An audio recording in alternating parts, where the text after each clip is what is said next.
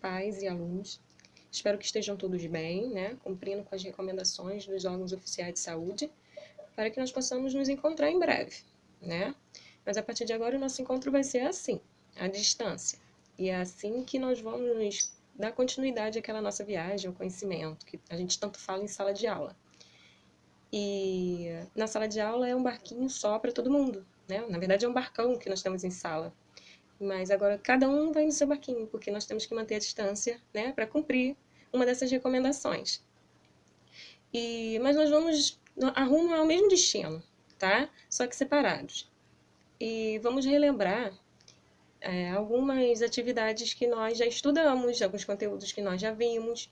E hoje nós vamos começar com a língua portuguesa, tá? Na unidade 1 da apostila de português, onde nós falamos sobre gênero textual, narrativa de aventura. Eu vou passar algumas explicações novamente. É até bom, né, para alunos novos e alunos que pegaram o livro recentemente, que de repente surgiram dúvidas. E agora é o momento. Só peço que todo o conteúdo que eu mostrar para vocês passem para o caderno. Porque a cópia desse conteúdo, mesmo que esteja parecido com o do livro, se a gente copia, a gente fixa mais, tá? E importante também para quem não tem o livro no momento. Vai ajudar muito também. Vou passar para vocês, vou dar a minha explicação e logo depois vou passar uns exercícios para fixar, tá? Podem perguntar à vontade. E correção, como vai funcionar? Só vou passar a correção no privado, só que só vão receber quem tirar foto para mim dos exercícios feitos, tá? Então, não vai ser tão facinho assim a correção. Só vou passar para aquele aluno que mandar a foto dos exercícios respondidos. Combinado? Então, vamos relembrar o gênero textual narrativa de aventura. Nós temos o gênero textual narrativa de aventuras. E lá na nossa sala tem uma imagem igual a essa, lá no nosso espaço interativo, que eu coloquei aqui exemplos para fazer a gente relembrar como montar uma narrativa de aventuras, né? Então, são realmente histórias, né? Aventuras, histórias que envolvem aventuras, tá bom? Agora, nós vamos à explicação.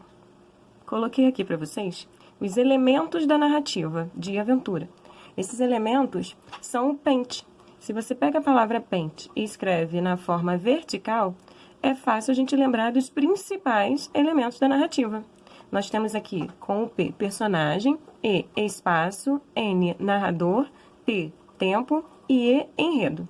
Então, na hora de montar a sua narrativa, se você com a palavra pente conseguir lembrar desses elementos principais, não tem erro na elaboração da sua narrativa de aventura, tá? Fica essa dica aí bem legal, bem lúdica para vocês. Agora, nós vamos ver um por um. Temos aqui personagem. Qualquer ser que pratica ações em uma história, podendo ser não apenas humano, como também animais, seres fantásticos. Então, a gente não precisa colocar somente humanos para essa aventura, né? A gente pode usar personagens como animais, tá? Seres fantásticos. Esses seres fantásticos fica como a imaginação de cada um. Fica a criação de cada um desses seres fantásticos. Aí é bem pessoal, tá? Os personagens são divididos em 3 categorias. Então, nós temos aí o principal, ou protagonista. Aquele que aparece na maioria dos capítulos da história e desempenha o papel mais importante. Exemplo, botei aí um exemplo que é para todo mundo entender bem legal e personagens que vocês conheçam, tá? Nós temos aí um herói, um protagonista, né? Um personagem principal que é o Harry Potter, né? Em todas as histórias dele, ele é o protagonista, ele é o personagem principal dessa história. Junto com ele tem o antagonista, que a gente conhece como vilão, né? É aquele personagem que atrapalha de algum modo o protagonista na conquista de seus objetivos. É o rival e, como eu disse, o vilão da história. Um exemplo, quem é o vilão da história do Harry Potter? É o Lord Voldemort, né? Então, junto com os dois, temos aí o terceiro personagem, ou personagens que são os coadjuvantes, ou coadjuvantes. Não precisa ter vários, pode ter um só. E aí, todos aqueles que possuem participação na história, mas que não aparecem o tempo todo, estão ali colocados para auxiliar o protagonista ou o antagonista. Porque não é só o protagonista, o personagem principal, que tem os coadjuvantes. O antagonista, o vilão, também tem. E aí eu botei como exemplo os coadjuvantes que estão sempre com o protagonista, né? O personagem principal do Harry Potter aí é o Rony e a Hermione. Estão sempre com ele, ajudando esse protagonista.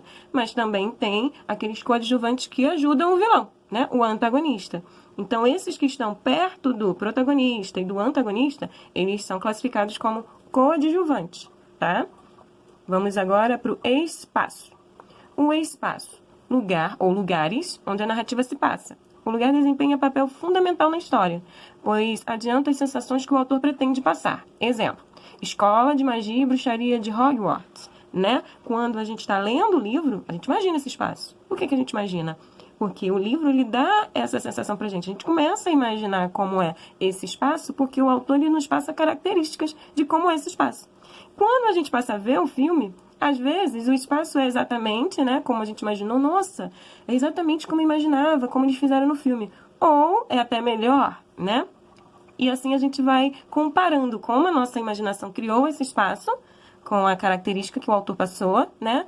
Ou a gente, quando não lê o livro e vê diretamente o filme, a gente começa a entender esse espaço, né? O personagem, né? Tanto o protagonista quanto o antagonista e os coadjuvantes, eles precisam de um espaço, né? Temos agora o narrador. O narrador, ele é dividido também. Então, ele pode ser na primeira pessoa, quando o narrador é um personagem e, por isso, participa da história. Ele está na história, mas, ao mesmo tempo, ele está contando. Até mesmo sobre ele nessa história. Coloquei um exemplo, aí foge um pouquinho do Harry Potter, tá? Assim, morri de uma pneumonia, mas se lhe disser que foi menos a pneumonia do que uma ideia grandiosa e útil a causa da minha morte, é possível que o leitor me não creia. E, todavia, é verdade. Vou expor-lhe sumariamente. Julgue-o por si mesmo. Ele está falando dele mesmo nessa história, tá? Então, esse narrador, ele está na primeira pessoa. Ele está usando o eu. Agora, tem a terceira pessoa, tá? O narrador que está na terceira pessoa. Quando o narrador não é um personagem da história que ele está contando. E está apenas contando a história. Ele não está fazendo parte dela, mas ele está contando. Ok? Próximo. Tempo. Existem dois tipos de tempo na narrativa. Temos o cronológico, quando a ordem do tempo segue a ordem do relógio. É marcado por algumas palavras como ontem, semanas depois, ao meio-dia e etc. E a gente consegue identificar esse tempo cronológico porque a história a gente consegue acompanhar percebendo que tem uma sequência certinha, tá? E aí no dia seguinte, né, quando a gente está lendo o livro, a gente às vezes se pega lendo no dia seguinte, Pedrinho foi até a casa do João e chamou ele para brincar. E aí você consegue entender que há um momento antes você estava lendo em um tempo, né, em determinado tempo. Mas aí passou e foi para o dia seguinte. Então fica claro entender esse cronológico. Muito diferente do tempo psicológico. É o tempo que ocorre quando o personagem se encontra sonhando, imaginando, relembrando ou pensando. Trata-se do tempo interior, que ocorre dentro dos personagens. Como assim ocorre dentro dos personagens? Porque você está lendo uma história e está no tempo presente, né? Só que, de repente, ele começa a lembrar algo que aconteceu com ele no passado. E aí ele vai te levar lá para o passado dele. Então é uma coisa do interior dele, é o pensamento dele, é a lembrança dele. Depois ele volta com você no tempo presente. Ele para de relembrar e continua ali no tempo presente. Mas pode chegar num determinado momento que ele pode imaginar uma situação lá no futuro. E aí ele te leva para lá para você ter noção de como seria. E depois volta para o presente. E depois do presente ele pode até retornar para o passado nessa lembrança dele. E assim sucessivamente. Então você fica o tempo todo trocando esse tempo com o personagem, tá? E aí ele deixa de ser cronológico porque ele está saindo dos tempos, né, a todo momento e passa a ser o quê? Psicológico. Por isso que fala que esse tempo ocorre no interior, né, dentro dos personagens. E a gente vai fazendo essa viagem junto com ele, tá? Essa é a diferença desses dois tempos. Só cuidado, porque se cair numa questão, quais são ou no caso assim, qual é o tempo que se passa no texto abaixo? E aí você vai colocar para mim se é cronológico ou psicológico. Não vai colocar para mim, se tiver lá, mas numa tarde ensolarada, vai botar para mim, o tempo estava ensolarado. Não. Aí é uma questão de clima. Aqui a gente está falando de tempo. E aí a gente só tem como classificar de duas maneiras. O cronológico e o psicológico nessa narrativa de aventura, tá? Não estou perguntando de clima. Na narrativa de aventura, tempo, nós só temos dois aí. Cronológico e psicológico. Cuidado com isso, beleza? Vamos lá. O enredo é o esqueleto da narrativa e é dividido em 3 partes. Por que esqueleto? Tá até aí entre aspas. É uma maneira de dizer por quê. O esqueleto ele não é uma estrutura do corpo humano? É igual ao enredo. O enredo ele é uma estrutura dessa narrativa. Ele tem que ter introdução, o conflito, e o desfecho ou clímax, né? A introdução na qual a aparente harmonia, personagens e lugares são apresentados. Então, nessa introdução, você apresenta toda a sua ideia, toda a sua imaginação, dando um início. E logo no início, você começa a falar do espaço que está surgindo essa história, né, das características de como é esse lugar, os personagens que estão nele, e lembrando que esses personagens não precisam ser só humanos, podem ser animais, seres fantásticos. E aí, no meio, você começa a jogar o quê? O conflito, na qual surge o problema que precisa ser resolvido na história, né? E com todo esse conflito, vai chegar num desfecho, né? Ou clímax. Por que clímax? Porque é quando fica todo mundo naquela maior tensão do que vai acontecer, como é que vai desvendar aquele mistério no meio daquele conflito todo. Então, a parte difícil da história, onde o protagonista, né? Lembrando que é o personagem principal, o herói, se arrisca em nome de resgatar uma harmonia ainda maior do que a que havia no início da narrativa.